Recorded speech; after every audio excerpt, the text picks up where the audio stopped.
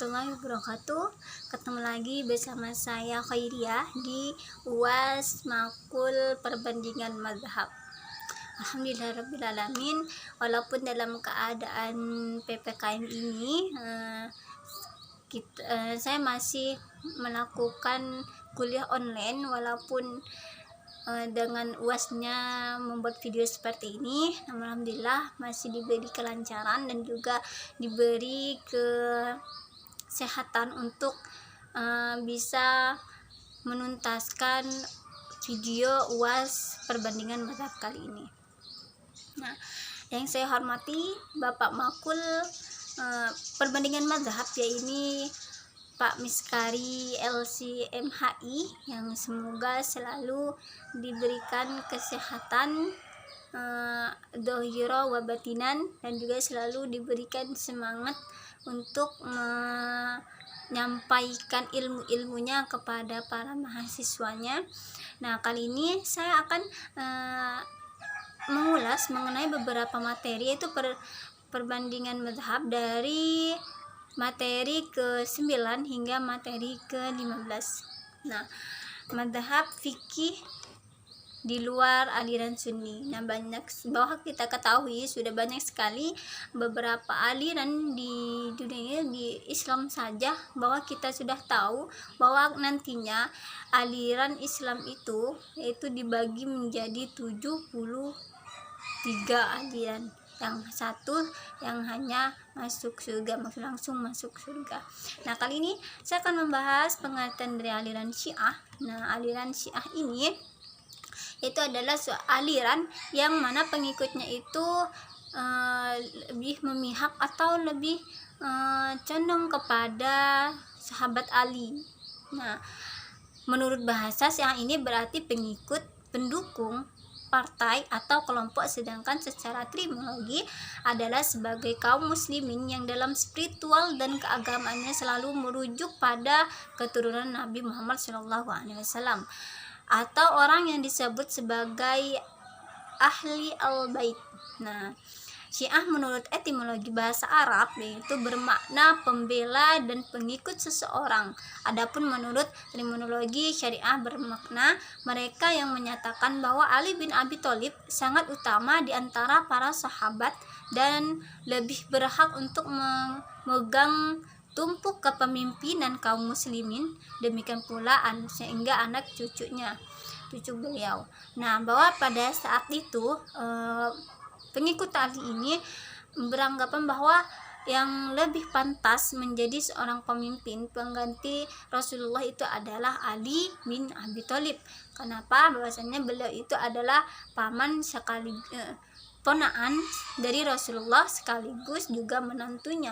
Maka yang lebih berhak yang menjadi pemimpin pada waktu itu, menjadi khalifah pengganti Rasulullah, mereka lebih cenderung kepada Ali bin Abi Thalib.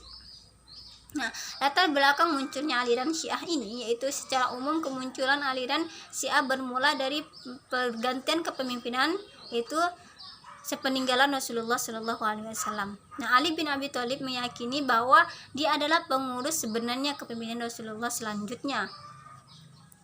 Nah, ada 3 sekte yang melatar belakangi hal tersebut, yaitu adalah Imamiyah adalah golongan yang meyakini bahwa Nabi Muhammad SAW telah merujuk Ali bin Abi Thalib sebagai imam pengganti dengan menunjukkan yang jelas dan tegas. Nah, Ali ini memang memiliki kecerdasan yang luar biasa, namun sikap lembut Ali ini juga menjadi suatu hal yang menjadi kebijaksanaannya.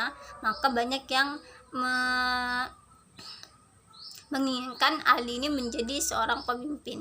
Nah, terus yang kedua itu adalah Islamailah. Nah, adalah sekte Syiah yang berpendapat bahwa imam itu hanya 7. Nah, yang ketiga itu adalah Zaidah, adalah sekte dalam Syiah yang mempercayai kepemimpinan Zaid bin Ali bin Husain Zainal Abidin setelah kepemimpinan Husain bin Ali. Terus selain aliran Syiah ini juga ada mazhab Imam Az-Zahari. Nah, latar belakang dari sejarah mazhab Az-Zahari ini itu merupakan salah satu dari ulama fikih yang pernah ada dan muncul pertama kali di Spanyol dan Afrika Utara. Nah, mazhab Az-Zahari ini dibangun oleh seorang fakih besar yang bernama Daud bin Khalaf al-Isfahani yang memiliki nama julukan Abu Sulaiman. Nah, sebagai pengikut mazhab Asy-Syafi'i, dengan tekun mengalami fikih dan mendalami ilmu fikih. Nah, untuk usul fikih ini atau ya dengan sistem ijtihadnya Imam Syafi'i dan murid-muridnya. Nah, dari penelitian yang mendalam nampak bagi Daud Az-Zahiri bahwa dalam berijtihad itu, yaitu Imam Syafi'i dari murid-muridnya ternyata menggunakan nalar rasio. Nah, perkembangan mazhab Az-Zahari ini awalnya mazhab Az-Zahari ini pernah tenggelam, itu pernah memudar, namun hal itu berhasil diangkat kembali setelah ketenggelaman tersebut di daerah barat, yaitu di daerah Spanyol, sedangkan di belahan timur yaitu adalah mengalami ketenggelaman. Nah, maksudnya itu kurang berkembang pesat gitu ya ajarannya. Terus metode istinbat mazhab Az-Zahari ini yaitu digunakan dari Al-Quran, As-Sunnah, yaitu makna zahir atau makna tersurat. Yaitu yang dimaksud makna tersurat ini ialah menggunakan makna tersirat, apalagi mencari ilat. Itu menurut Imam Daud Az-Zahiri, syariat Islam tidak boleh diintervensi oleh akal. Nah, jadi syariat ini sudah jelas di dalam Al-Quran dan As-Sunnah, jadi jangan diintervensi lagi oleh akal gitu. Nah, bagi Imam Daud Az-Zahiri, tujuan penentuannya syariah yaitu adalah ta'abudi, yaitu bukan ta'akudi. Nah, sedangkan adapun al-dalil yang merupakan langkah-langkah ijtihad yang ditempuh oleh Imam Daud Az-Zahiri ini dibangun oleh Ibnu Hazm. Itu ad-dalil adalah suatu metode pemahaman satu nas yang menurut ulama mazhab Az-Zahiri pada hakikatnya tidak keluar dari nas dan atau ijma itu sendiri. Dengan pendekatan ad-dalil dilakukan pendekatan kepada nas atau ijma melalui petunjuknya secara langsung tanpa harus mengeluarkan ilatnya terlebih dahulu. Nah, sikap seorang muslim dalam menghadapi perbedaan pendapat dalam fikih atau khilafiyah. Nah, banyak sekali perbedaan-perbedaan yang tidak bisa dapat kita ungkiri, dan bahkan perbedaan sedikit pun menjadi suatu permusuhan yang besar. Ya, contohnya saja dalam seperti halnya perbedaan kunut, ada yang pakai kunut, ada yang tidak. Nah, sebenarnya itu kan suatu hal yang wajar dalam perbedaan, karena pemikiran dan pendapat semua orang itu berbeda-beda, namun mereka itu mengedepankan dalil-dalilnya. Maksudnya itu mereka semua yang mereka keluarkan, fatwa-fatwa mereka yang mereka keluarkan dari berbagai aliran itu memiliki dasar tersendiri yang pastinya mengambil dalam Al-Quran dan hadis. Cuman cara menalar dan cara mengambil atau menyimpulkan dari ayat dan hadis tersebutlah yang memiliki perbedaan gitu ya. Nah, terus secara pengertian ikhtilaf yaitu adalah berasal dari kata khalafa, yakhlifu khalfan. Adapun makna khilafan itu yaitu berbeda. Nah, berbeda, mengganti, membelakangi, meninggalkan keturunan. Itu khalifah dapat juga diartikan dengan bertentangan, tidak dapat berselisih paham, perbedaan pendapat atau pikiran yang masih terjadi di kalangan ulama. Nah, secara istilah adalah khilafah dan mukhalafah itu proses yang dilalui melalui metode yang berbeda, nah, antara seorang dan yang lainnya dalam bentuk perbuatan ataupun perkataannya. Nah, ada sebab-sebab terjadinya khilafah. Yang pertama itu adalah perbedaan hukum fikih disebabkan timbulnya ijtihad terhadap hukum, terutama pasca Nabi dan sahabat meninggal dunia. Nah, pada saat Rasulullah dan para Nabi ini meninggal, pada saat Rasulullah dan para sahabat ini meninggal, maka terjadilah keselisihan pendapat mengenai hukum-hukum yang ada dalam Al-Quran dan hadis, itu dalam memberi pemaknaannya. Nah, sehingga pada saat itu adalah banyak ketimbulan atau ketimpangan mengenai hukum-hukum yang ada. Nah, yang kedua itu adalah Al-Quran terdapat lafaz-lafaz yang memiliki arti ganda. Nah, dalam Al-Quran, ayat Al-Quran itu kan diturunkan secara berangsur-angsur sesuai dengan keadaan pada saat itu. Nah, sedangkan dengan beriringnya dan perkembangannya zaman, maka keadaan itu tidak langsung disamakan dengan keadaan pada waktu dulu, maka harus dinalarkan terlebih dahulu. Nah, maka pada saat itulah terjadinya pergeseran atau perselisihan pendapat antara ulama untuk memberikan suatu pemaknaan atau suatu hukum dalam keadaan yang berbeda tersebut. Nah, terus perbedaan waktu, tempat, dan khusus yang dihadapinya, itu tadi kayak riwayat, perbedaan dalam menggunakan kaidah-kaidah usul dalam mendapatkan hukum, perbedaan dalil yang digunakannya, perbedaan kapasitas intelektual masing-masing ulama. Oke, itu yang selanjutnya itu ada sikap dan etika dalam menghadapi perbedaan pendapat. Nah, kita itu harus memiliki sikap dan etika untuk menghadapi berbagai pendapat. Kita tidak boleh itu untuk mengambil atau merangkul semuanya itu bahwa karena kita mengikuti si imam ini jadi yang imam ini salah, tidak. Nah, semuanya itu adalah benar, namun bagaimana cara kita itu menggunakannya di tempat yang benar pula gitu. Nah, yang pertama itu adalah tidak saling mempermasalahkan. Nah, selama dalil yang terkuatnya itu adalah mengambil dari ayat Al-Quran dan hadis, maka itu adalah benar gitu. Itu saling menghormati walaupun berbeda pendapat. Tidak boleh kita itu condong pada pendapat yang A, misalnya imam yang B ini salah, jangan. Padahal kayak seperti halnya di Indonesia ini kan mayoritas menggunakan berimam kepada Imam Syafi'i. Dan jika di Mekah itu menggunakan Imam Maliki. Nah, dimana kalau di Mekah itu orang suami istri itu bersentuhan itu tidak batal ketika mereka itu haji di Mekah. Namun di Indonesia itu tetap batal karena sisi kondisi gitu. Kalau misalnya di Mekah itu dibatalkan beberapa kali untuk mengambil wudhu, maka hal itu juga harus menjadi pertimbangan kita. Tidak boleh ego dalam berpendapat gitu. Itu tidak saling menjauhi dan memusuhi. Jadi walaupun kita berbeda pendapat, berselisih pendapat, namun kita tetap saudara sesama muslim. Terus praktek perbandingan mazhab dalam masalah wudhu menurut mazhab yang 4. Nah, itu pengertian wudhu. Nah, setiap mazhab itu memiliki masing-masing perbedaan dan keunikan dalam memberi makna atau menjabarkan pengertian Al-Quran dan Al-Hadis ya.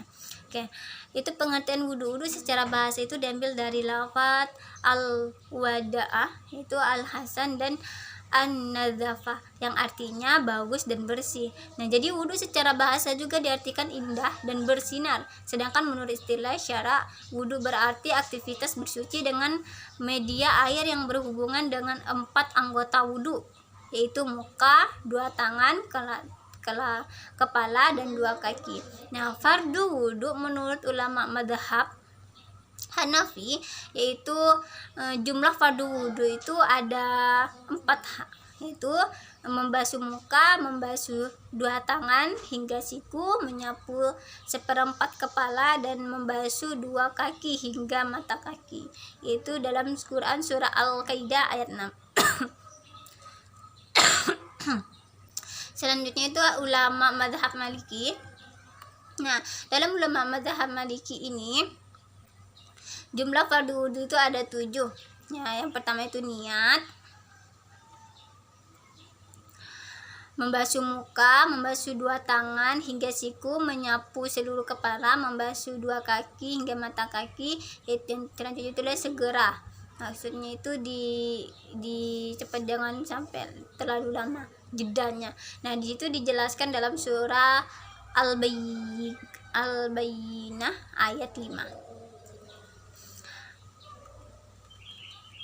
Terus menurut ulama Syafi'i, menurut ulama Syafi'i ini fardunya itu ada 6, yaitu niat, membasuh muka, membasuh 2 tangan hingga siku, menyapu sebagai kepala, membasuh 2 kaki hingga mata kaki. Hal ini dijelaskan dalam surah Al-Maidah ayat 6 dan tertib. Nah, kalau Imam Syafi'i ini ditambah tertib supaya karena kenapa tertib itu merupakan rukun wudhu. Soalnya kalau misalnya tidak beraturan maka wudhunya enggak sah.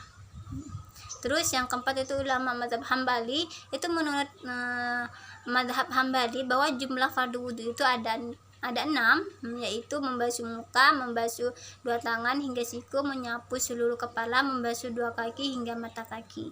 Nah, hal ini juga berada di surah Al-Maidah ayat 6.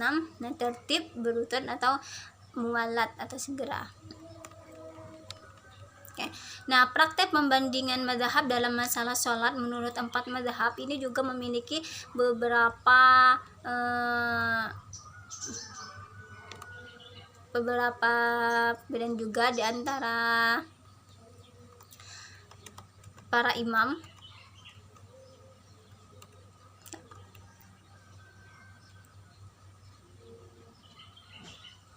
Nah, banyak sekali. Terus ada juga praktek pembandingan mazhab dalam masalah zakat menurut 4 mazhab. Nah, hal itu juga perlu kita ketahui dan perlu kita pelajari, karena kenapa bahwasannya tempat waktunya itu kan berbeda-beda, maka dimana kita yang cocok dengan imam tersebut maka kita ngikuti imam tersebut. Jadi sesuaikan dengan sisi kondisi dan keadaannya juga. Nah, ada juga ada praktek pembandingan mazhab dalam masalah jual beli menurut mazhab yang 4. Itu banyak sekali karena